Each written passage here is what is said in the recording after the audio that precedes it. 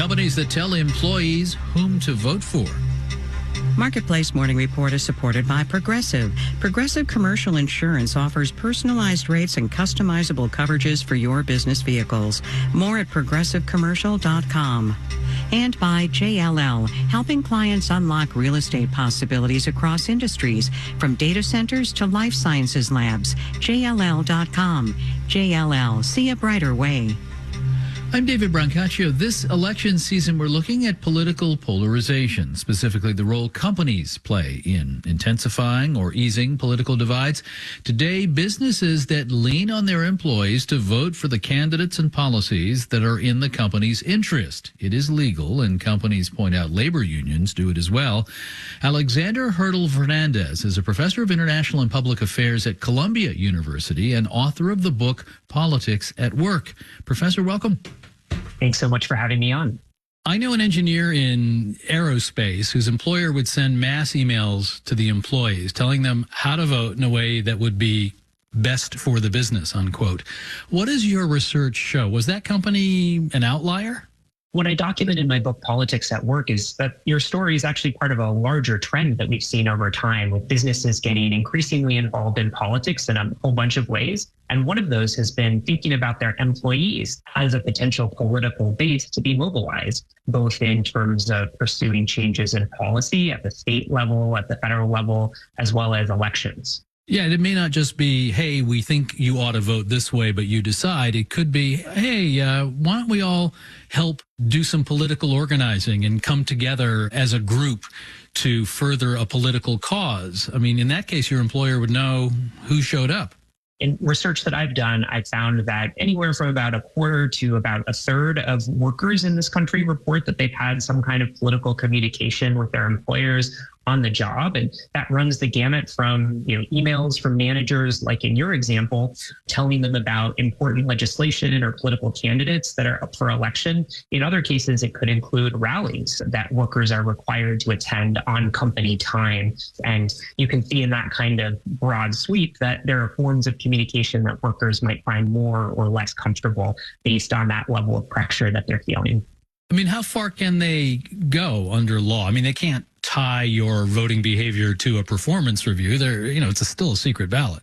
We live in a world of at-will employment for most private sector workers. In that context, I think it's important to think about the imbalance of power between workers and employers and how these messages, in some cases, can be coercive or feel like they're being pressuring towards workers. That said, though coercion is illegal at the federal level, and many states and localities have passed laws that restrict employers' abilities to pressure employees to attend events or to participate in partisan activities. And there's a whole separate set of laws for people who work in the public sector that often have much tighter restrictions as well. I want to ask you about the famed Supreme Court decision called Citizens United, which allowed unlimited political contributions by corporations. Does that play into this with the ability of companies to give lots of money? Does that contribute to the energy of mobilizing workforces? So before Citizens United, companies faced a higher bar to using their own corporate resources to get involved in elections. But Citizens United lifted that restriction and made it easier for companies to use corporate resources. And importantly, that counts employee time and activity for electoral ends. And as the Supreme Court made that decision, a number of business organizations began talking to companies about the ways that this unlocked further possibilities for them to communicate with their workers more explicitly on partisan grounds. I think we both need to acknowledge, though, that there are risks in mobilizing employees, but it's also an opportunity. There are many cases where we might think that the economic interests of workers are really aligned with their employers. When it comes to the kind of policies that shape a workplace, it really matters in some cases if there's a federal regulation or not, both for the worker and the employer. And so in those kinds of cases, I think it's clear that providing information to workers could be helpful for them to think about their economic conditions and how they connect to politics. Alexander Hurdle Fernandez teaches international and public affairs at Columbia University. The book is called Politics at Work: How Companies Turn Their Workers into Lobbyists. Professor, thank you. Thanks so much for having me on. Political polarization at the company level. Our series is called Office Politics and is streamable from marketplace.org. Checking the markets, Dow and S&P futures are both down 0.2% now.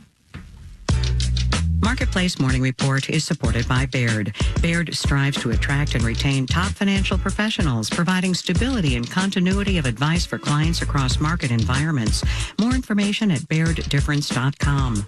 And by Clear Channel Outdoor, an out-of-home billboard company harnessing innovation and technology to connect advertisers with consumers. BillboardsForBusiness.com. And by Bitwarden, a password manager for business designed to help turn end-of-year IT budgets into long-term enterprise security success. Learn more at Bitwarden.com.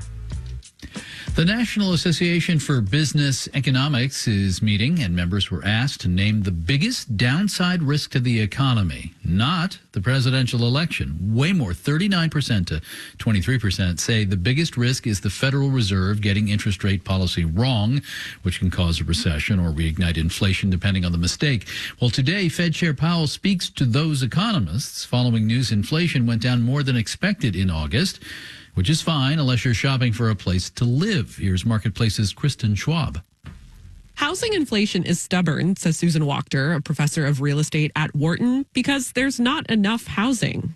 Demand continues and the supply is constrained. That has to do with stock and interest rates. They've come down, but not enough for homeowners to sell. Wachter says the average existing rate is around 4%. That keeps home prices high, pushing people into the rental market because they simply cannot afford to buy a home, which also pushes up rent. But housing appears a bit stickier in this report than it really is. Ken Kuttner, a former economist at the New York and Chicago Feds, says because the category includes old leases at higher prices, the rent part of both the CPI and the PC inflation measures tend to lag and come down more slowly than other prices in the index.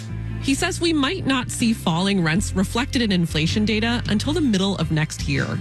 I'm Kristen Schwab for Marketplace. And I'm David Brancaccio. You're listening to the Marketplace Morning Report. From 8 p.m., American Public Media.